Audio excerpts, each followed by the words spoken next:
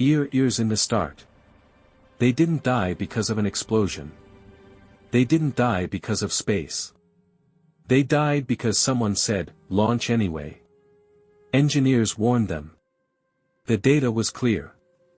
The risk was known. Challenger wasn't destroyed in the sky. It was destroyed the night before launch. This is the story NASA didn't want told. Ears in the start, the lie we were told. If you think the Space Shuttle Challenger exploded because of the cold, you're only half right.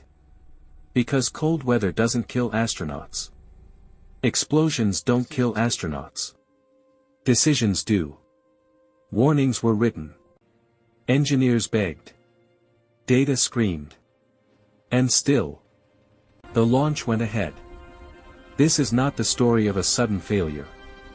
This is the story of a disaster that NASA knew could happen. This is the true story of Challenger. The context: NASA after Apollo. The year is 1986.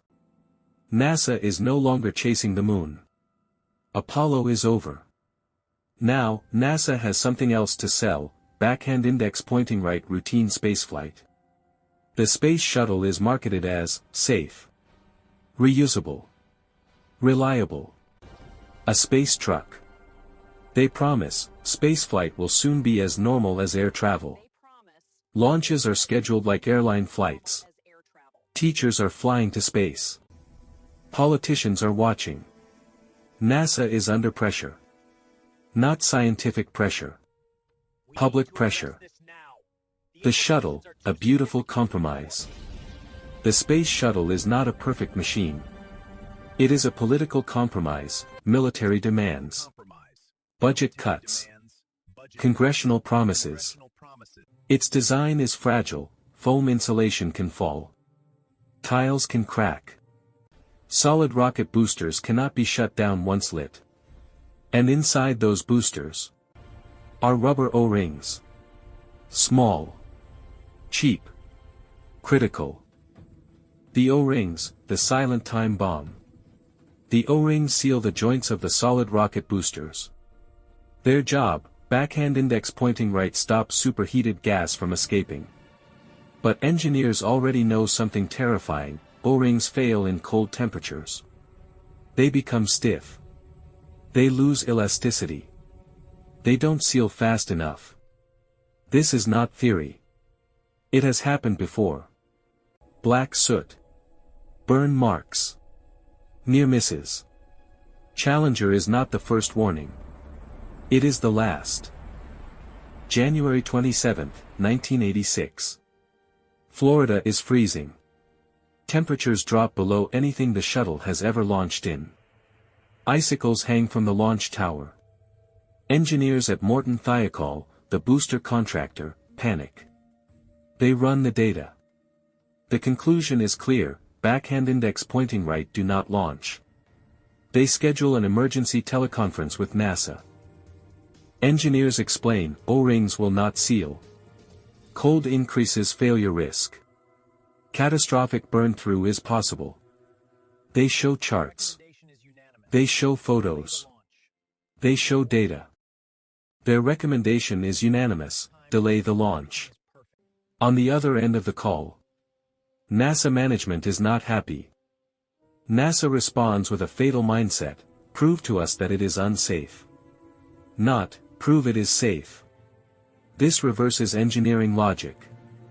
Safety is no longer the default. Risk is now acceptable unless proven otherwise. The engineers are stunned. NASA pressures Thiokol management. Management asks engineers to reconsider. Engineers refuse. So management asks them to step out of the room. The decision is made without engineers present. The launch is approved. A signature is placed. The fate of 7 astronauts is sealed.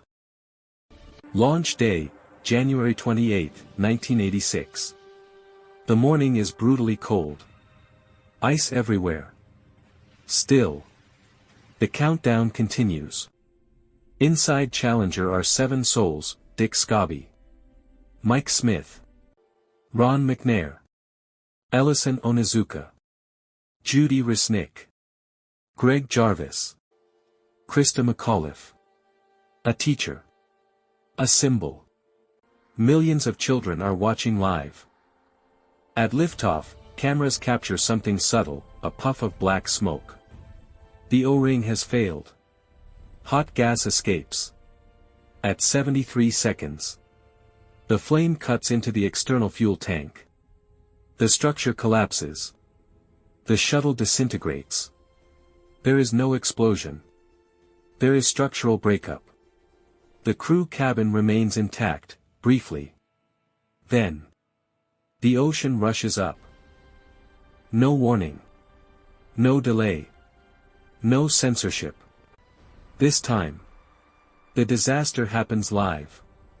Teachers in classrooms. Families at home. Children cheering.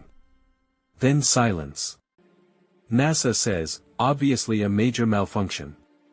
But they already knew. The aftermath, shock and denial. NASA is stunned, publicly. Privately. Documents surface. Memos. Emails. Charts. The warnings were real. The risks were known. The launch was a choice. The Rogers Commission, truth comes out. Physicist Richard Feynman joins the investigation. He performs a simple test, puts O-ring material in ice water. Shows it loses elasticity. On live television.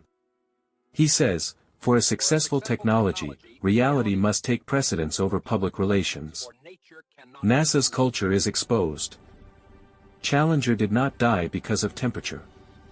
It died because of normalized risk. Schedule pressure. Management arrogance. Silenced engineers. The same pattern as Apollo 1. Soyuz 1. Columbia. Different decade. Same mistake. We remember Challenger as an explosion. But the real disaster happened the night before. On a phone call. When truth was inconvenient. Challenger did not fail in space. It failed on Earth. And the lesson is clear, space is unforgiving. But it is not cruel. We are. The shuttle was destroyed in 73 seconds. But the decision that killed Challenger took years to build.